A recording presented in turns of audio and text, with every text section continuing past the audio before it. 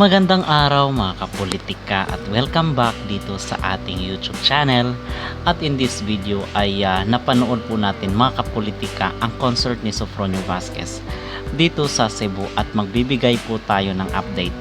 At kung sino man po sa inyo ang gustong manood nung live ng concert ni Sofronio Vasquez is nasa description section po ng video na ito. At hindi ko lang po ma-play dito mga kapolitika kasi nga meron pong copyright yung kanta. So, meron pong link dito na kung saan is ma-route kayo doon sa Facebook lang po panoorin kung gusto nyong mapanood yung live na performance ni Sofronio Vasquez. But yung ating pag-uusapan ngayon mga kapolitika ay samot-saring issue dito sa naging concert ng ating kababayan na si Sofronio.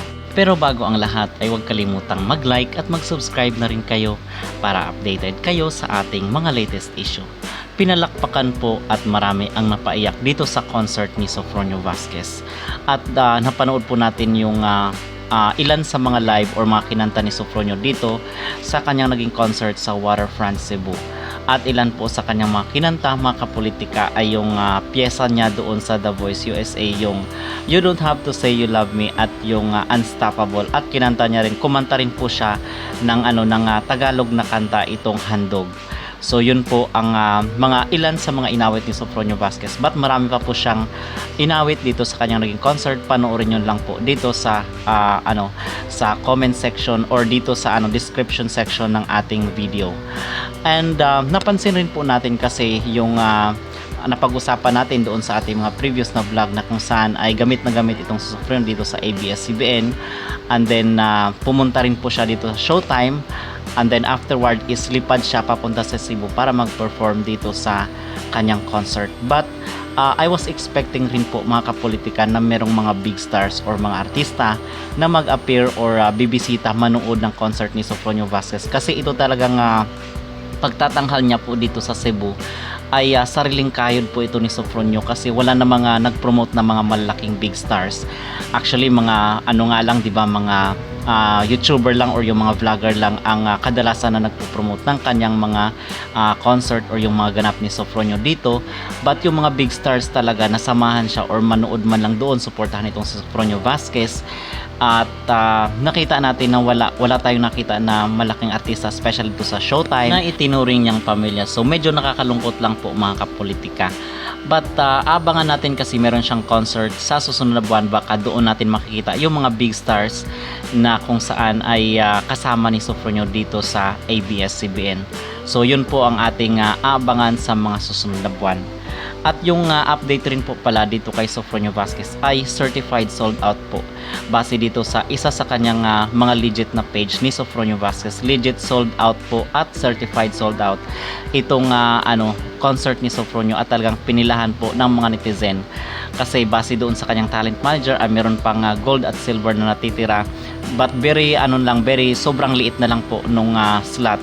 But before po nag-start yung concert ay na-sold out na po, naubos na po yung ticket doon sa lobby kasi ang gusto daw po ng mga nanonood doon, ng mga concert goer ay doon daw talaga gusto nila sa VIP.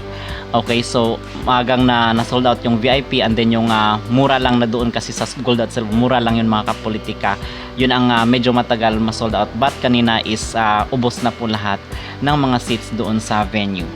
So tomorrow is meron din po, mag-appear rin po daw itong si Sofronio dito sa float parade sa kanilang gaganapin bukas dito sa Cebu, and then pagkagabi is aawit rin po siya dito sa grandstand.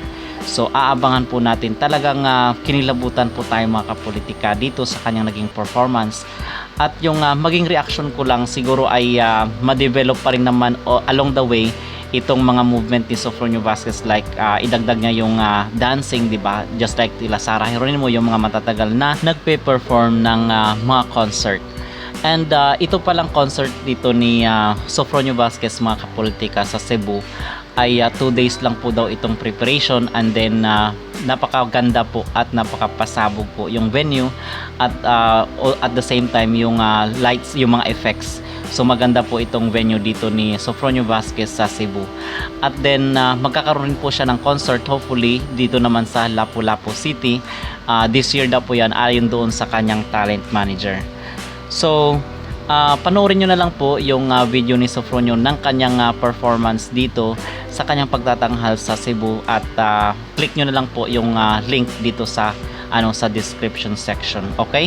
So, ano ang yung masasabi mga kapolitika na kung saan ay yung ine-expect natin na mga kasamahan ni Sofronio, especially dito sa ABS-CBN, dito sa H Showtime, sa tawag ng tanghal ay wala tayong medyo nakita dito na mga big stars ng ABS-CBN. Kayo po ba ay nag-i-expect rin na sila somehow is makita natin dito na nanonood or nagsusuporta sa kanyang concert? Comment down below para sa inyong opinion, at huwag kalimutang mag-like at mag-subscribe na rin kayo para updated kayo sa ating mga latest issue.